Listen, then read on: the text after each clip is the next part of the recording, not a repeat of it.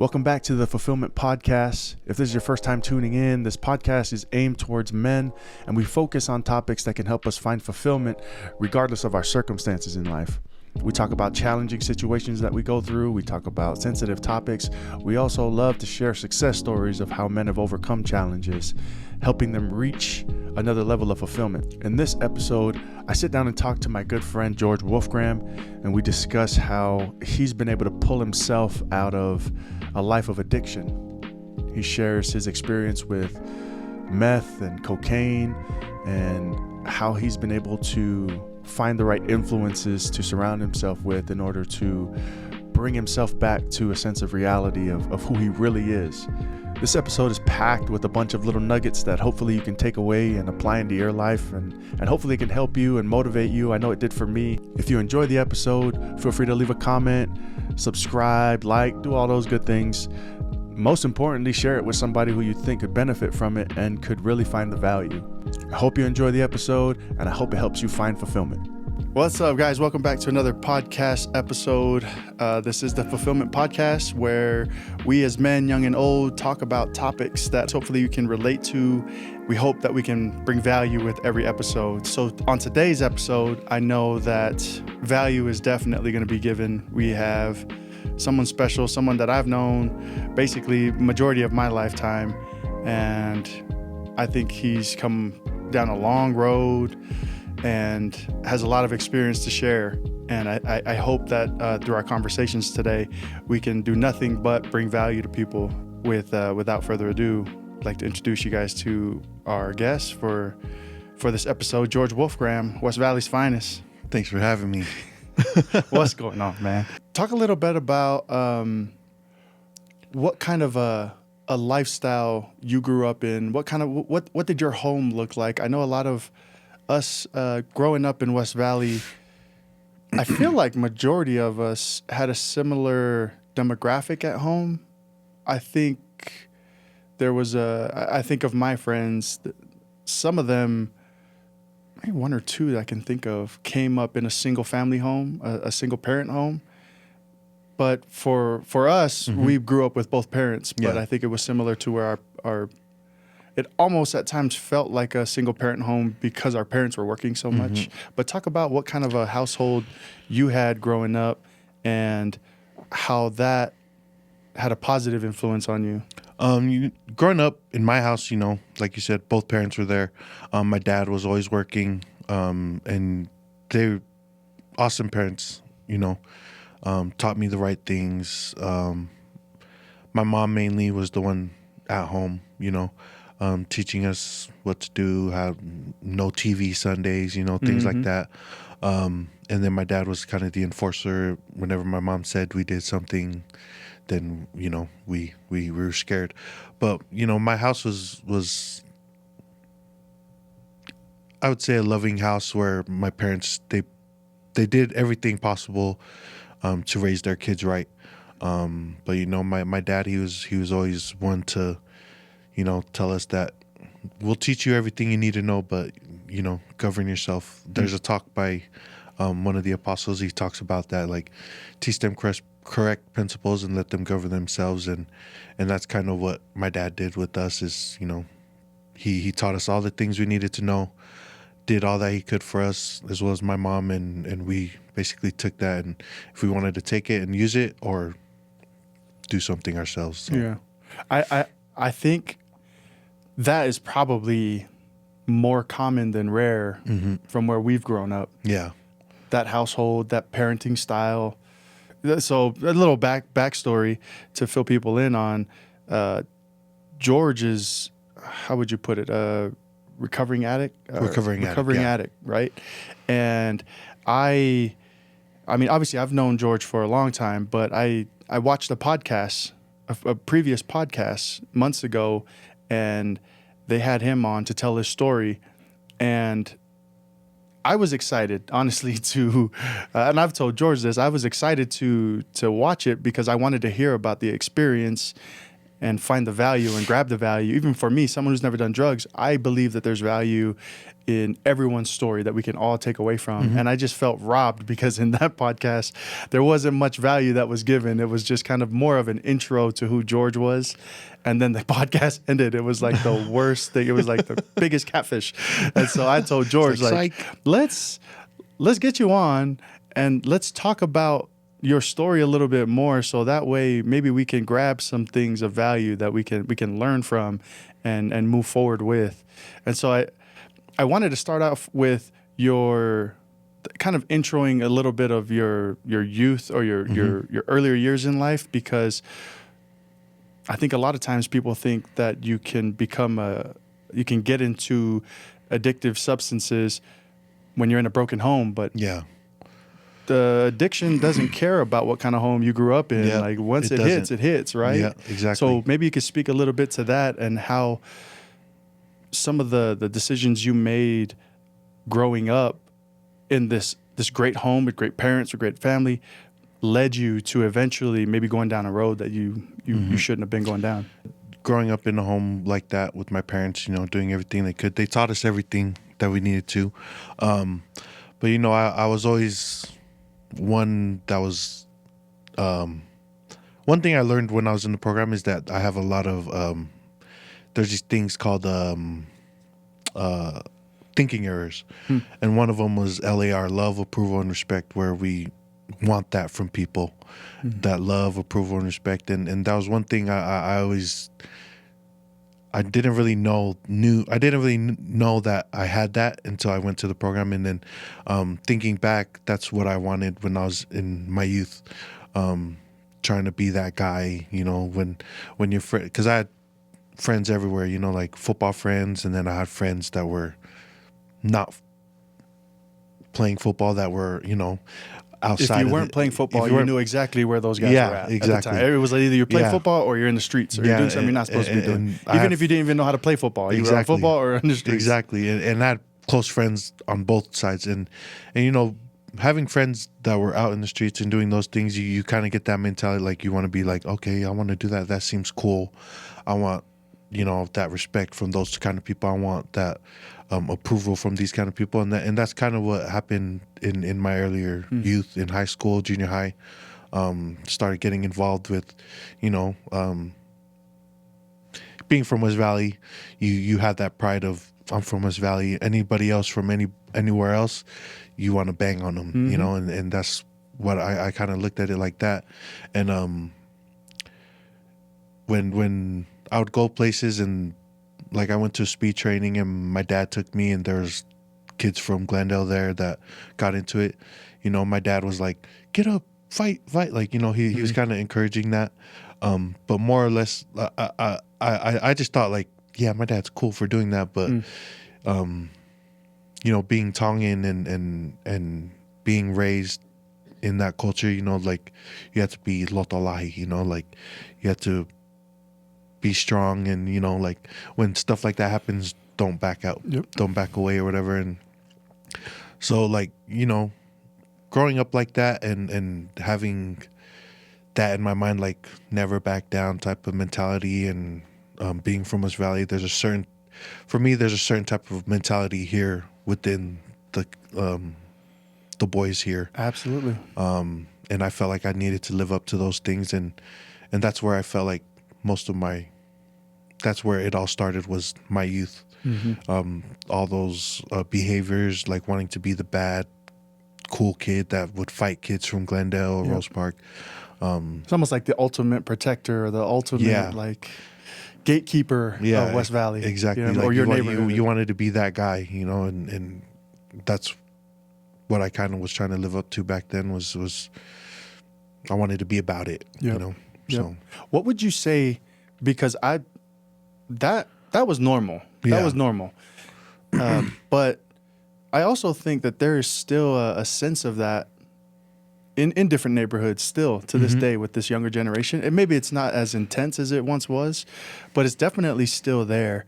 I think over the last couple of generations that have come through, they've done a really good job of like seeing where their priorities should be, rather than these negative influences. They've kind of shifted and found better things to look at. But for those few that maybe still have that mindset in their teenage years, that want to be the top dog, that want to be the bully, I take that back. I don't want to say bully, because I think as a culture, that's one of the beautiful things about our culture, is that we're protectors, right? And that we talk about it on this podcast a lot, but that is one of the roles that every man should have. Exactly. Is to be a protector, right? And that's one of the things that we as Polynesian people, we naturally gravitate towards, is being really good protectors.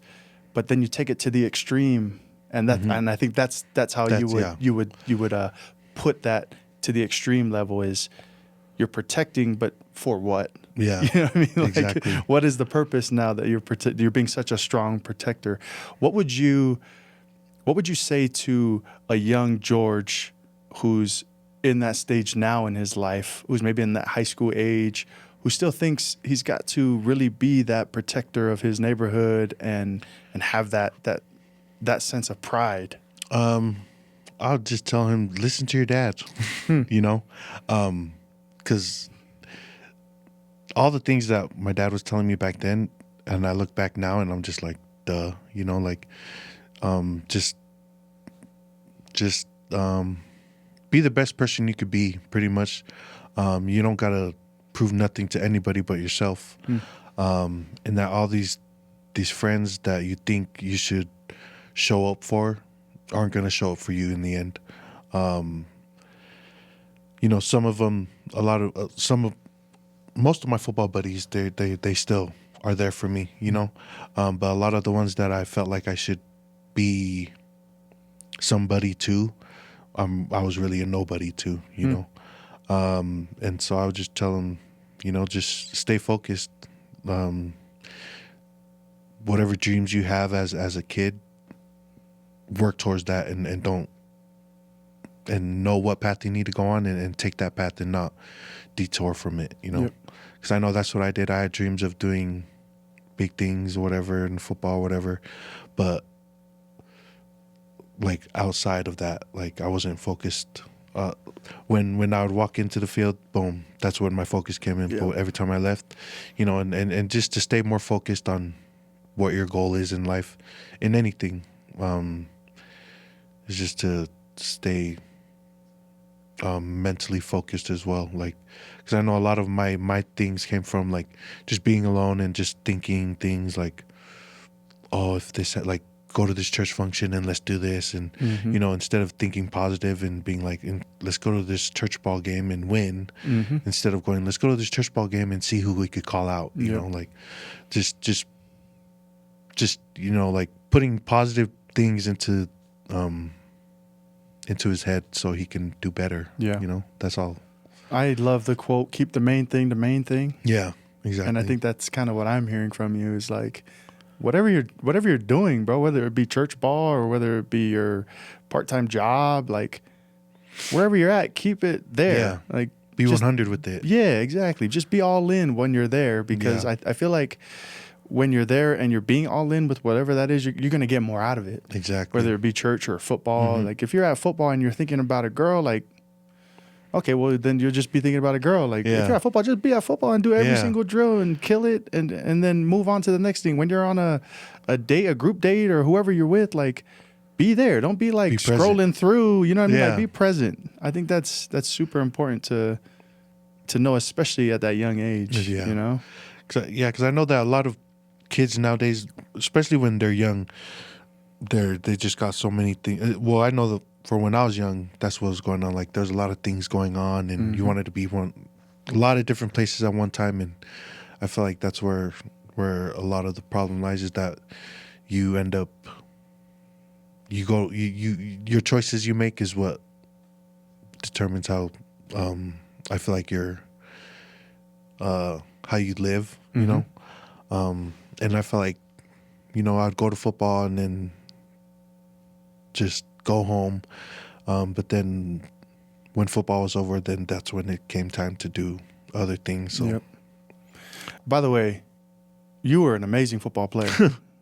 And I'm not just saying that because coming from someone who saw you go from little league playing football to high school playing football, and then even playing with you in college, the talent was definitely there. Physically, the work ethic was there. But I can definitely look back and agree with you that when it was football, it was football.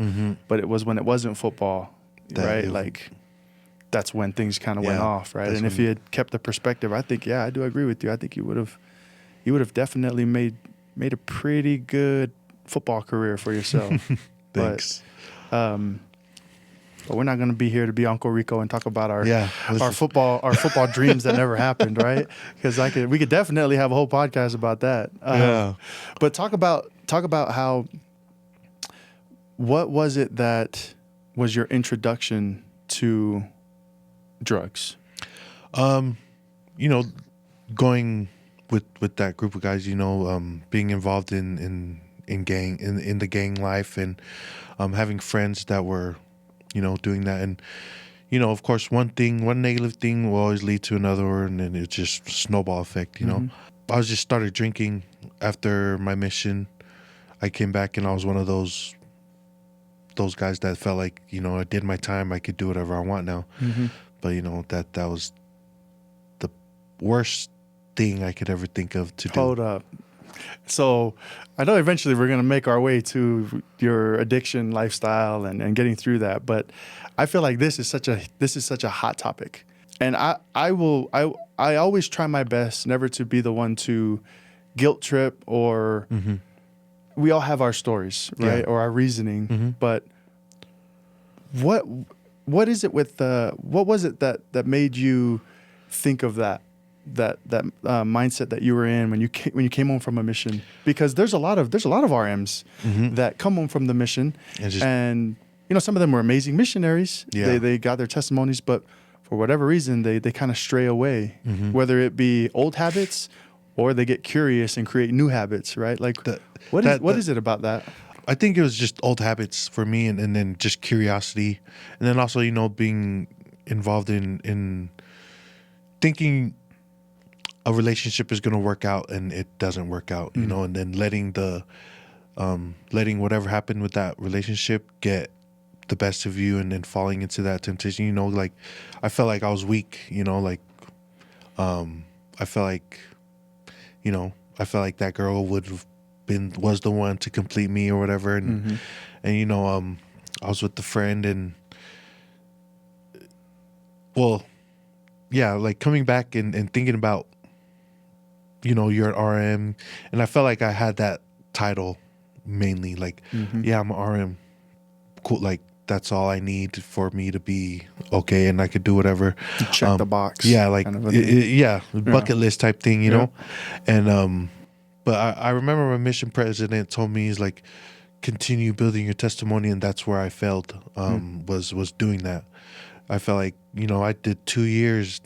Did all that, like my testimony's pretty strong, but that's totally wrong. Like, your testimony grows every day. You're practicing. You're doing the things that you need to build your testimony, and that's where I failed at. Like, I went back to Snow College and started drinking, and all my boys were there drinking, doing those things, like, and just not going to church, not continuing building my spiritual side of me. I felt like I put in the time, and that's one thing that I regret, not being able to do it on my own, to go to church while being around my friends and stuff like that. Because I feel like now if I did that, I wouldn't be where I wouldn't have went through what I went through. But I am grateful for what I did go through, because it's kind of made me the man I am today. Yeah. What did your mission mean to you? Looking back at what you've gone through in your life, what influence or what impact did your mission have on anything you were going on in life? I loved my mission, like, just like every other missionary, you fall in love with the people that are there, and you just build this bond with the members and just people that you meet on your mission. And yeah, like I was telling one of my friends that was in the program. He's not a member. He's one of those guys that talk about the church like, oh, it's a cult, whatever. And I was just like, oh yeah, I served a mission. And then he's like, well, I don't think it's a cult, but you know. And I'm just like, oh yeah, backtrack, homie, you know.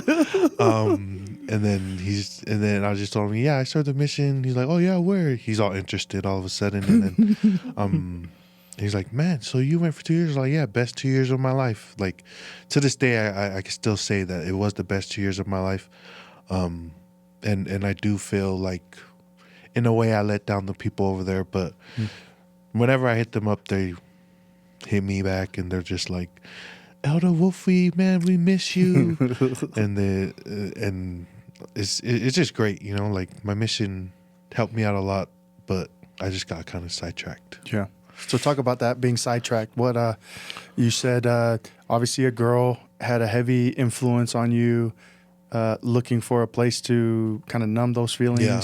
You had friends that were already in that realm of life, and so it was kind of a mixture of the perfect storm, I guess, at the right time. Huh? Yeah, you could say it was the perfect storm. You know, one of my best friends, we were drinking. He knew what I was going through, and at the time I was just drinking and doing cocaine at the time, you know. And at the time I was just like, no, I'm just gonna do this. And then we went to one of our older friends' house, and there's a pipe in there, you know, with meth in it and stuff. And my friend was like, come on, G, let's one time, you know, the famous one time. Yeah. And then I was like, no, I'm good, I'm just gonna do this, you know, thinking I could control my cocaine use, whatever. And he's like, dude, just one time, dude, I promise you'll feel better, whatever. And I was like, all right, let's do it. And then that one time led me for 8 years of, you know, the worst time of my life. Yeah. Yeah. Wow. So like just having, and it's crazy because that friend was telling me, you know, make sure when you do this, don't let it mess with your mind. Don't let it mess with your mind. And so like, I'm grateful for him for telling, because the whole time I was like, okay, like when I would think I saw something, I'll just be like, nope, that's my mind playing tricks on me. You know, I was able to stay, but now, like, my friend, he's like gone. Yeah. And I feel bad, you know.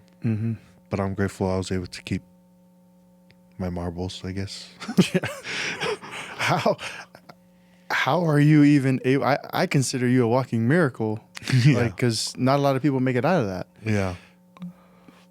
What's the cheat code, or what is it that you did that you feel helped you pull yourself out of that dark place? I think it's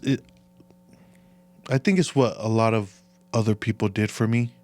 You know, being in and out of jail and having my mom 100% like back me up through anything.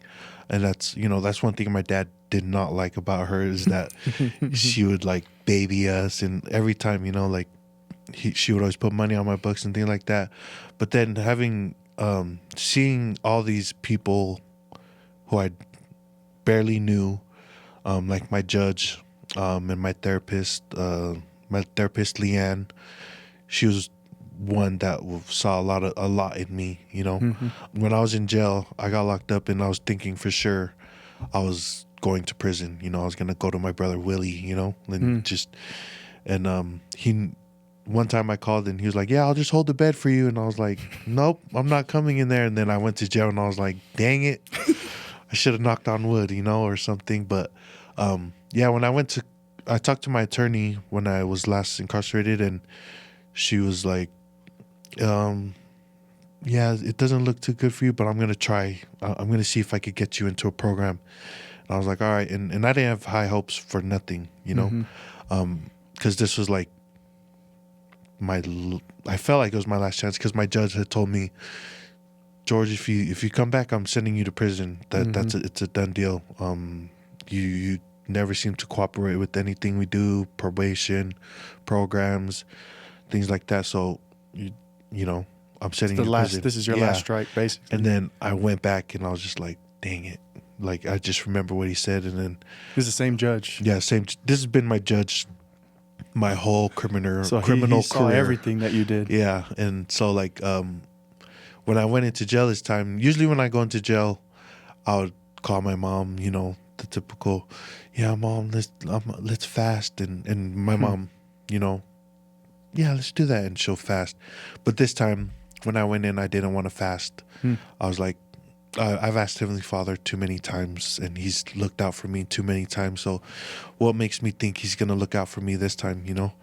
And so I called my mom one day, and she's just like, "Hey, Sia, let's so I'm gonna fast on Sunday." And I was just like, "Oh, okay, yeah, I didn't really want to." And then she was just like, "No, let's just do it, okay? Let's just see what will happen." And then I was just like, "All right, let's do it, Mom." And then you know, and then, but she was just like, you know, not to keep you from going places, but just to comfort you, you know. And that was one thing I always loved about my mom, is that she was always so strong in the church, and we did, we fasted, and then the next Tuesday, I went, called my attorney, and she was like, "Yeah, you have court this day, so you'll come and I'll talk to you." So I went, and I'm doing it again, like hello or hello.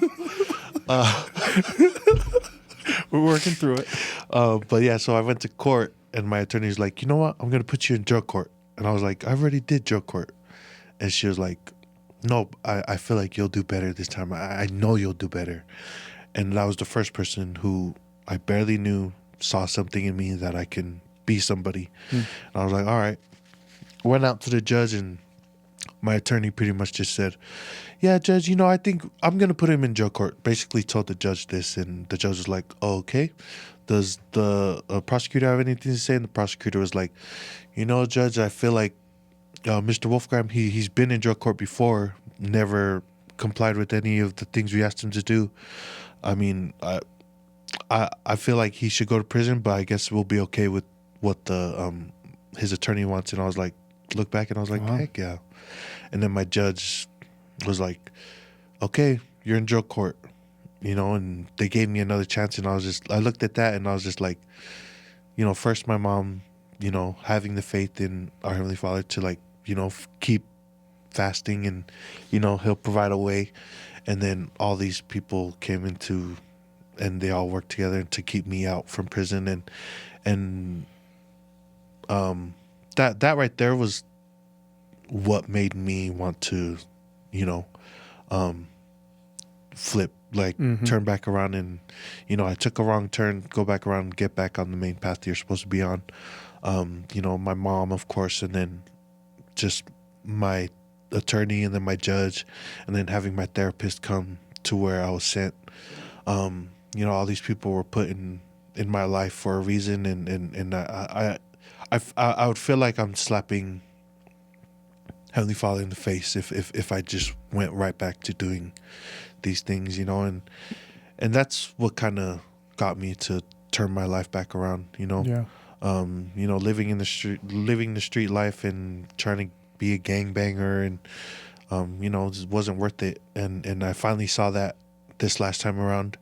I finally saw that there's no happiness. You know, I have 4 beautiful kids that hardly ever get to see me because of that lifestyle, and it got me to change. And so yeah, like, having people that barely knew me feel something for me that I never saw myself was the turning point for me. Did you ever feel like you had those types of people growing up, as you were like growing up?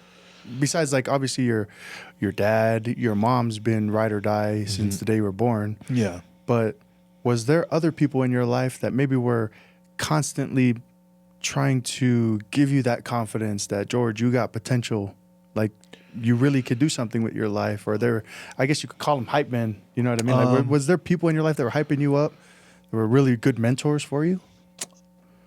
I'd have to say, you know, well, I know like my coaches, you know, they my high school coaches, they saw something in me, but like, you know, I remember our last game, my Coach Pierce, he went through all the seniors, and then he talked to me last, and he was like, George, if you don't make it anywhere, you should be ashamed of yourself. And then I've always remembered that, and then I to this, like, and I am ashamed of myself, you know. And then, you know, Coach Burt, he was my favorite coach. He would always tell me, whenever he would talk about something, and I'd be like, dude, shut up. He's like, hey, it's not bragging if it's true, you know, like, and he's like, he would always tell me, Wolf, you can make it far. Like, you just got to keep working, you know. So like those two men, like I really appreciate those two guys for like seeing the potential in me, you know, when it came to football. And then, you know, like church, there's a lot of people that saw things in me but I just never really paid attention to it like I did now. You know, there's a lot of people who, like my Granger 8th Bishop, he saw something. Like I thinking back, he'd always think like, George, yeah, you're good. You could be a good leader, you know, things like that. But you know, I just never, I wasn't paying attention to those things back then like I did this last time around.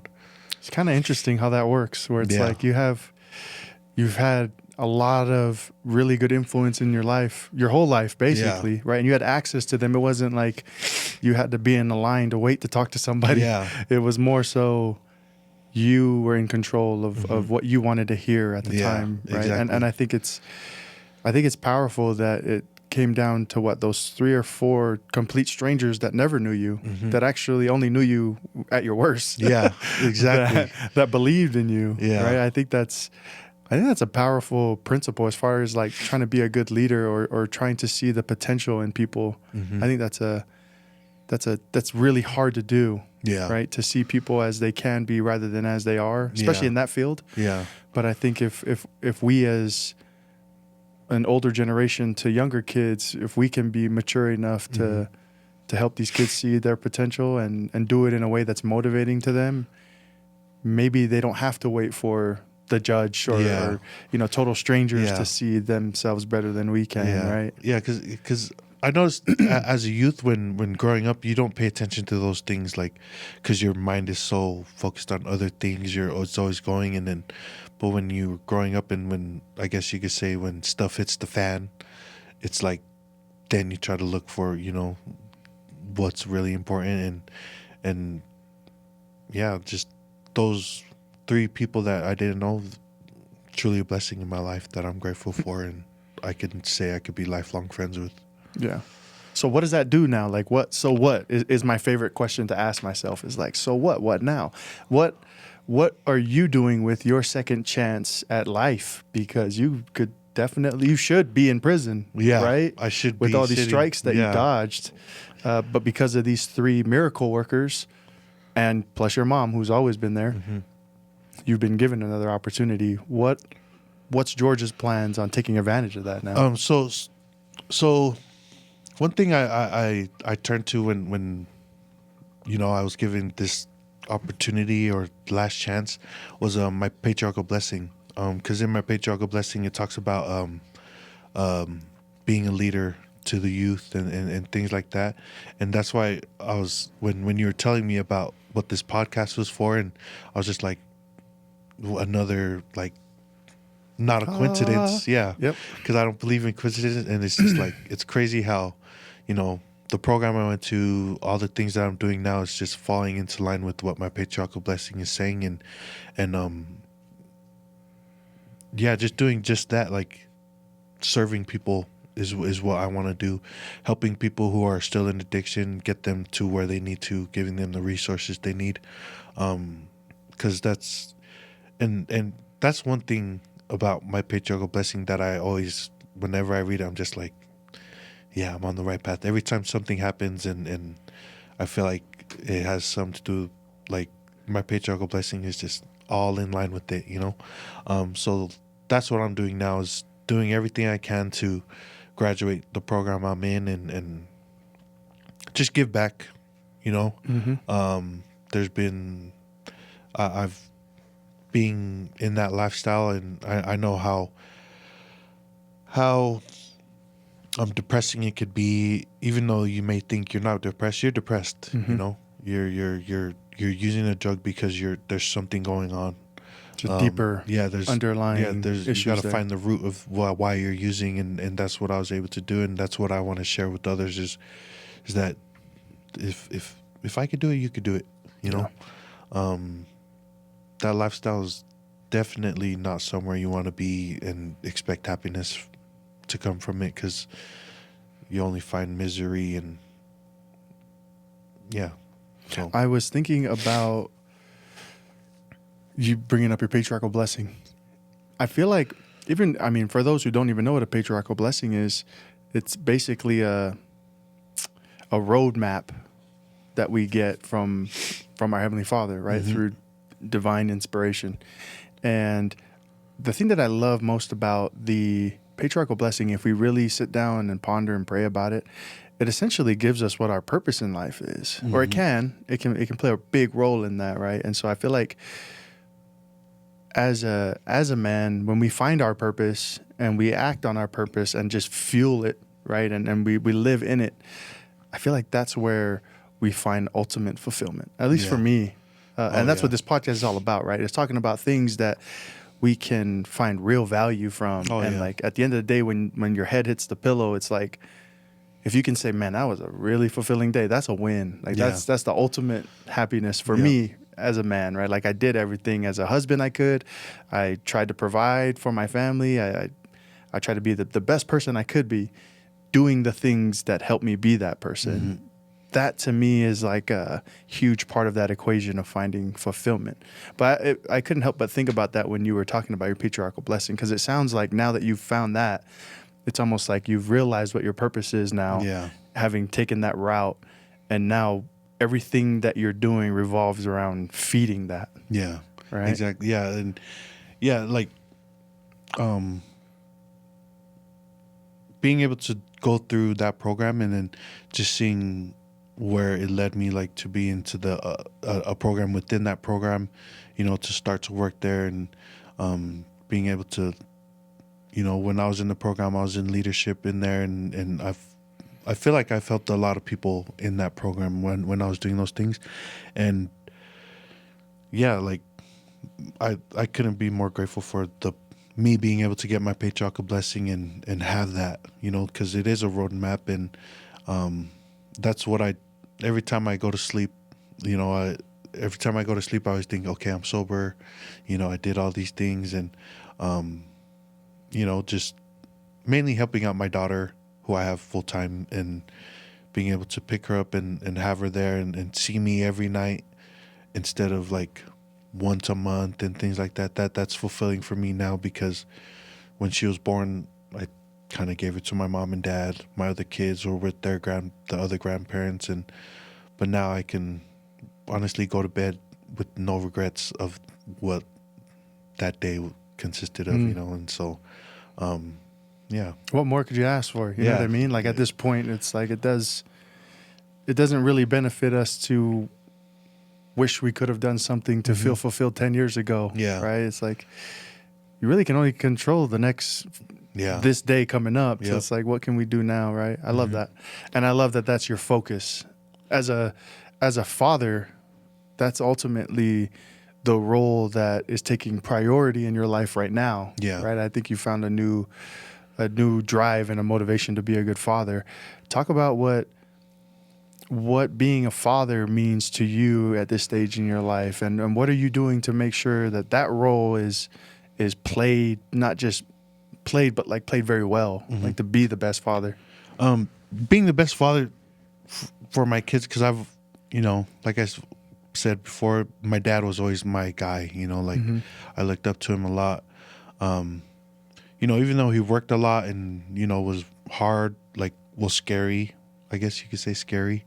We would always kind of be scared of him when he would come home. But for me, being a dad, it would have to be, I want to create a legacy for my kids. Like, I want to do something that they could be proud of, then do something that they can be able to look at and be able to want to follow, especially my boys.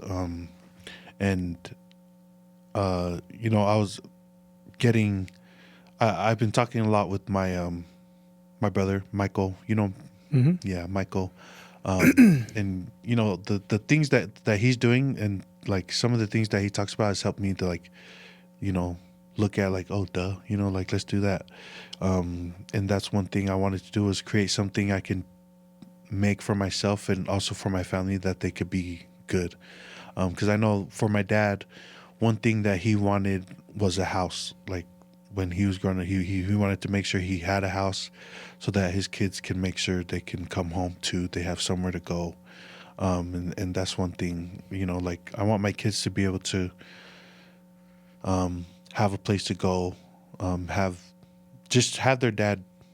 You know, I've been out of their lives the last 5 years, on and off, seeing them like after months. But one thing I am grateful for is that whenever they do come, even if it's months, the last time I was locked up, it was like 5 months, and I hadn't seen them. Thinking they would be scared, whatever. But then right when you go pick them up, knock on the door, and you just hear your daughter, "Daddy," like just yelling that, just having them know who I am still. And even though I've did so many things to not deserve that from them, it's it makes me happy. And that's why I want to keep that, stay on this path that I'm going, and help them out so that they could grow to be able to avoid these things, even though my parents never went through it. But I feel like I have a lot of experience on how I can help them to grow into people they need to be. Yeah. I really want to make sure that we tell your story in a way that benefits people, but also allows you to share it in a way that you feel like you're helpful to other people too. What are some things that you've gone through over the years with your experience that you'd like to share? I know I think we've basically just scratched the surface on your story itself. Yeah. But I think the value has already been given. But what are some things that are coming to your mind as far as what you've gone through that you think people can benefit from learning about or hearing about? Any kind of takeaways that can be super valuable to someone? Being out there in the streets, like falling into that lifestyle, using drugs, going into the gangbanging life, robbing people who didn't even do nothing to you, but because you felt like you're entitled to what they have just because they're in the streets. And like we have that pride of what's in the streets is ours, because our older homies paved the way for us to do this. And so just living that lifestyle and thinking that that's cool is not. Especially going places and taxing people because they owe drug money, like because that's one that's kind of one place where I look back to now, and I'm just like, what the heck was I thinking? I almost lost my life doing that thing. Going and trying to collect money, and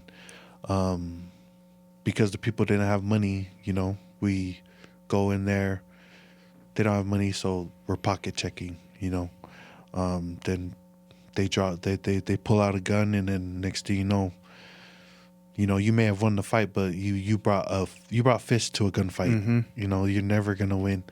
And so when I think when I got shot that night, and I lost my friend that night as well, that I ran under the street light, after I got shot, and I just looked up, and I was just like, did this really happen?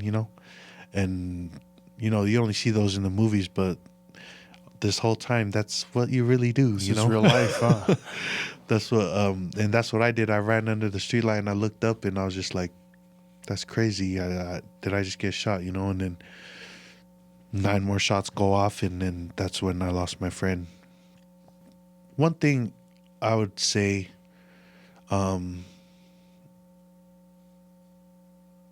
that people could get out of this is that, like, life, especially with where we come from, and a lot of the what kind of what I was looking up to as a kid, like thinking, oh, those guys are cool, like they're over here fighting, yeah, though they're good fighters, whatever.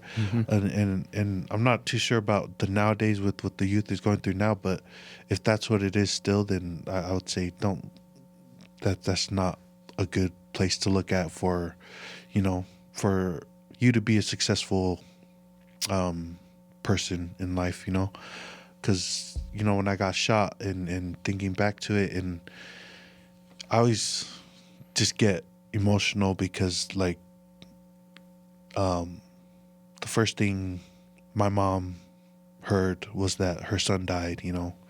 My brother was in the back, and then she just heard him yell, "George, no, George," like that, and then she calls out, and then she's just like, "What happened?"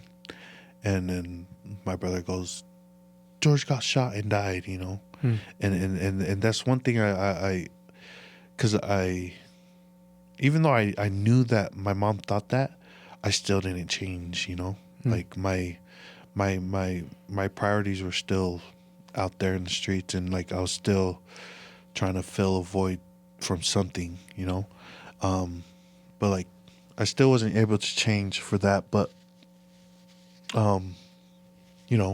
just I always think about it, and I'm like, why did I look this way, thinking this way was cool when this way was better, like this way was the way I needed to be. And I put my parents through so many long nights. I remember when I was in my addiction, my mom would text me, and just out of nowhere, because she had a feeling, and then no response. Next thing you know, she finds out I'm in the hospital, just got done with the 5-hour surgery on my other arm for punching a window, and just putting her through all these things, and not changing is just breaks my heart, knowing that I put her through all these things. And that's one thing I wish I could have done better, was to, instead of those nights of making her stay up late and worried, just make her smile and things. But that's why I'm grateful for this chance, because she's nothing but smiles now, Yeah. The power of influence. Growing up, you had many influences, both good and bad, but you talked about a few that were pretty crucial, or they were in your life at very crucial turning points. One, you talked about the influence of a girl. Another, you talked about the influence of your friends. And then lastly, one of the big ones you talked about is the influence of therapy. Maybe you could touch a little bit briefly on each one of those, and how they were able to impact you, and maybe ways you could have maybe changed how you used that impact, and maybe how you could have used it in a more positive way than a negative way. Well, the girl one, I think that's where because I know that growing up, my dad always told me, especially playing football, my dad would always tell me he didn't want me to get involved with girls because girls will ruin your career. And, thinking, then back then I was just like, no, dude, I like part girls. of the career. Yeah. Girls are part of, This is why I'm playing football. This is why I play football. They like me because I play football, But, just that was one of the things I wish I took from my dad, was that girls, it's not that they're bad. It's just like when there's a certain time and place for all those, especially for him knowing me so well, I think he knew like that's where my downfall would be, and that's kind of where it was. It's like that focus thing. Yeah, right? Like a girl is not necessarily bad, but they can take away from that focus that maybe you want to have. Right? And if you're not disciplined enough, then don't bother. Yeah, and that's what happened, was like I didn't listen to my dad. I was dating girls on the side and things like that, and that's what happens.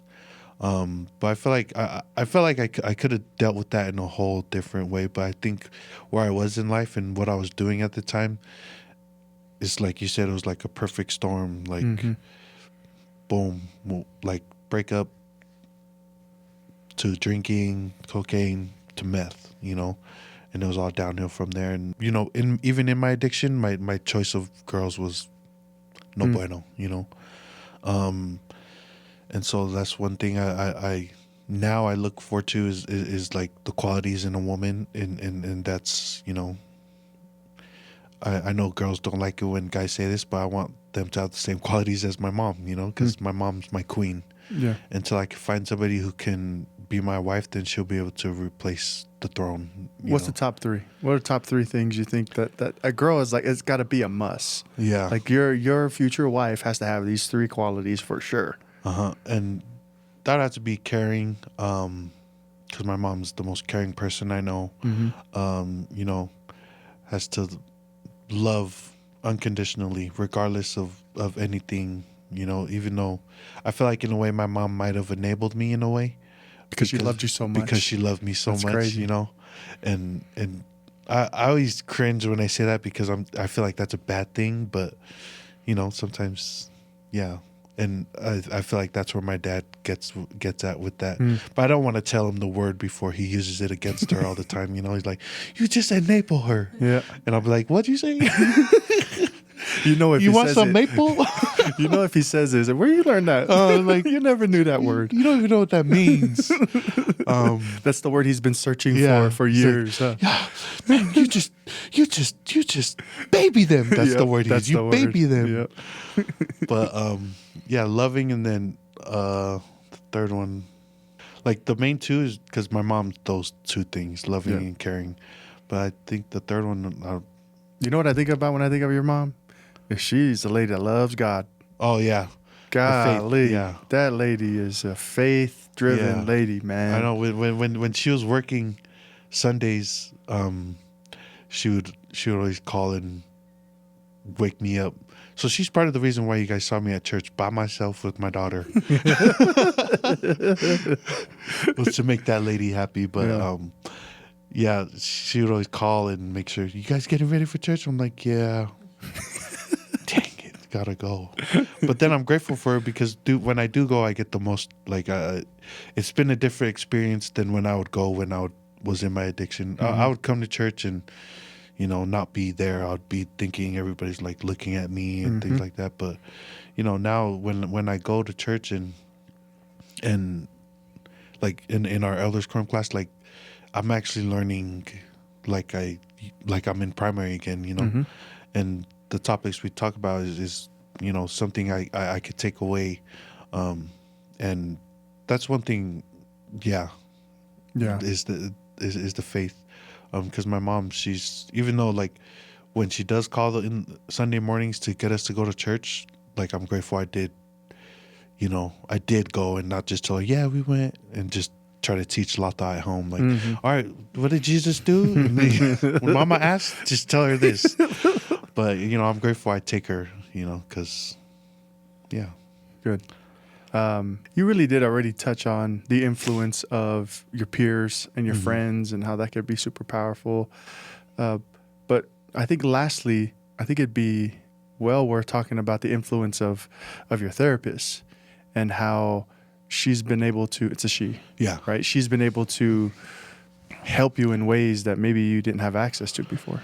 Yeah. So my therapist, I met her in jail because there's a program in there called Cats, and it's ran by Odyssey, but it's a behavioral program for the jail people in jail, and my judge, that was one of the chances he gave me was that.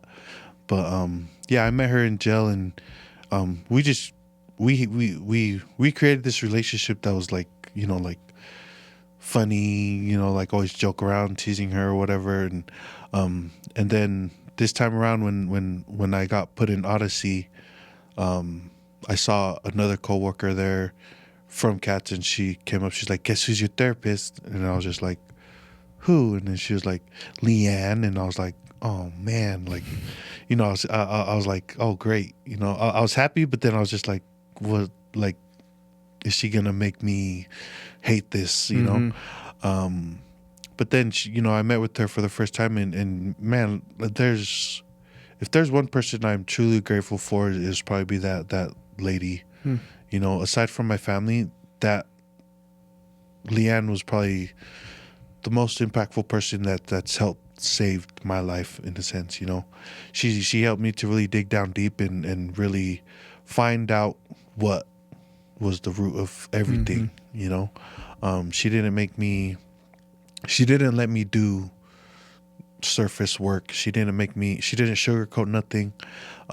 Whenever I would turn in an assignment, she would give me this look like, "Oh, really?" And I'd be like, "Yeah." What else, George? Yeah, I'm like, "Yeah." And she's like, "No, I think you're BSing." And I was like, "How do you know?" And she's like, "No, I know you're BSing." And I was like, "What the heck?" You know, like, I'll just be tripping out, like, what, like, how did this woman know? But then, you know, like, so I would go redo it, and then next thing you know, I'm sitting there crying, presenting my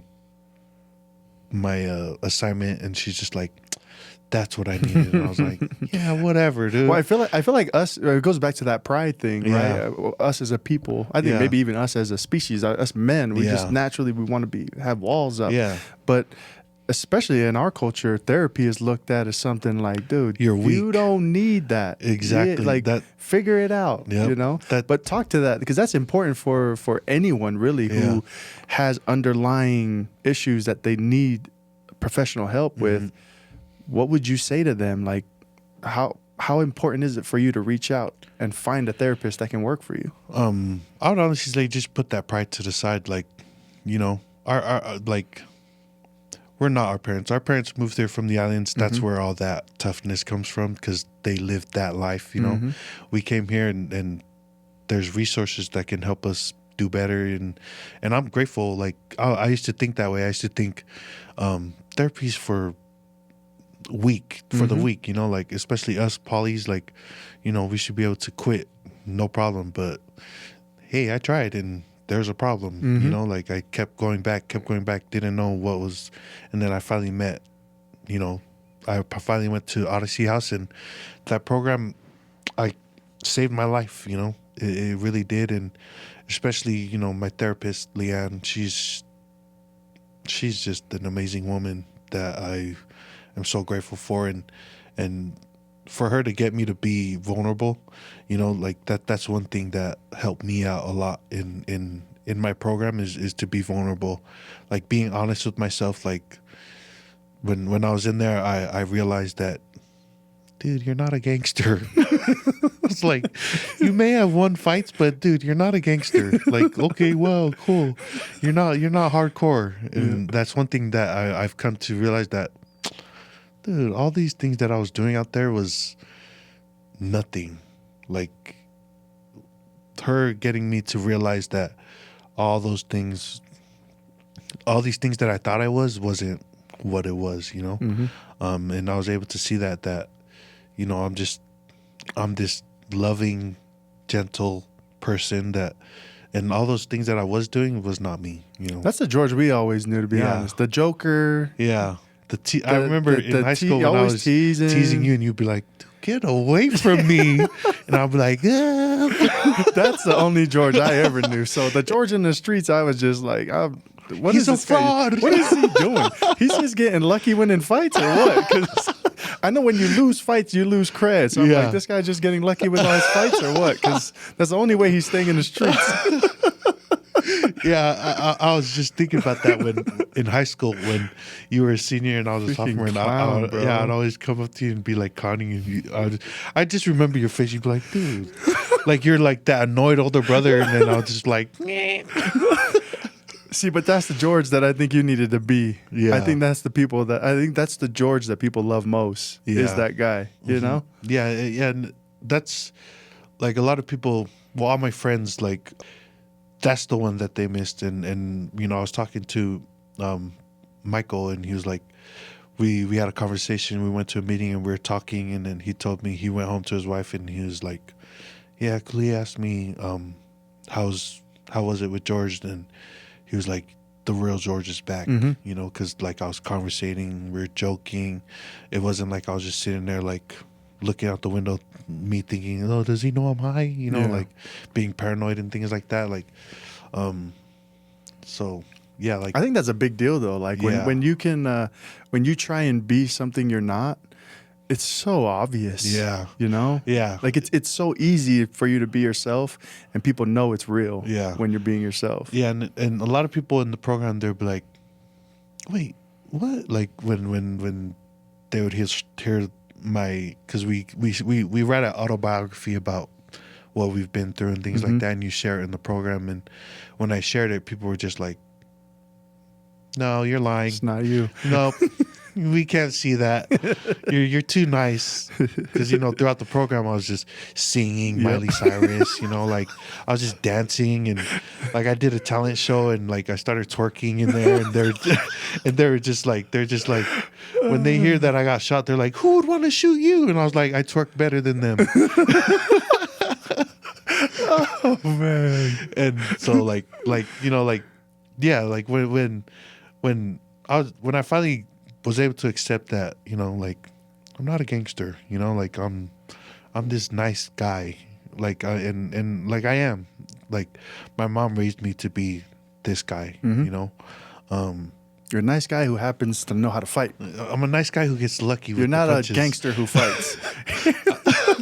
I'm not a gangster who fights. I know how to fight, but I just need to use it in the right There you areas, go. like protecting, you know, Yes. things like that. And that's one thing, dude.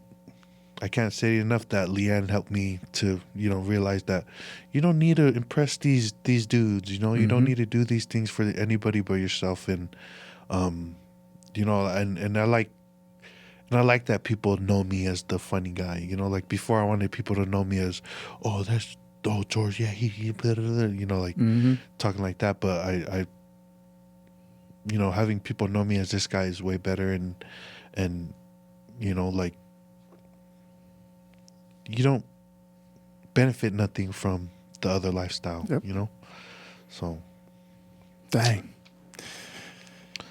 Well, I know I got a lot of value tonight.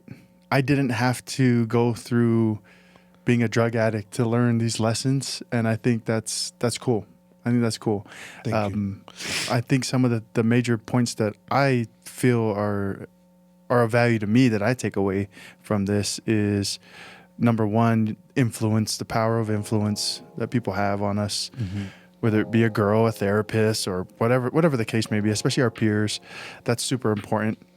I think the second one is, honestly, this was probably the biggest thing that I took away from this, was a complete stranger can have a powerful impact on your life more than people that you've known your whole life. I think that to me is like super, super powerful. Yeah. Because me as a stranger, I see it flipped. Me as a stranger, I can have an impact on someone else. If I act the way I'm supposed to act, if I'm doing the things I'm supposed to be doing, I can have that same type of an impact. We all can have that same type of an impact on people that we don't even know. Every day we meet people that are strangers. So I think I'm taking that away as something that's super valuable. But those are just a few things, you know what I mean? I'm sure people who watch this will find a lot of little gems that you shared, but I can't thank you enough, man, for sharing this. I hope we did your story justice. Yeah, you did. Wait, I felt like I talked a lot more. Good, because you didn't talk nothing in the last podcast. I hope people don't feel robbed like I felt robbed. Anyway, there's our episode, guys. Just again, want to thank George for being here, bringing value to us and this audience.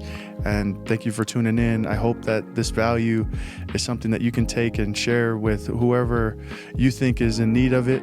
If you know someone in it right now who's struggling, maybe they're doing the exact same things that George is doing, share this with them and let them see that there's light at the end of the tunnel, and all they got to do is push through and find those right influences. So thanks again, George. Thank you for having me. Toodles.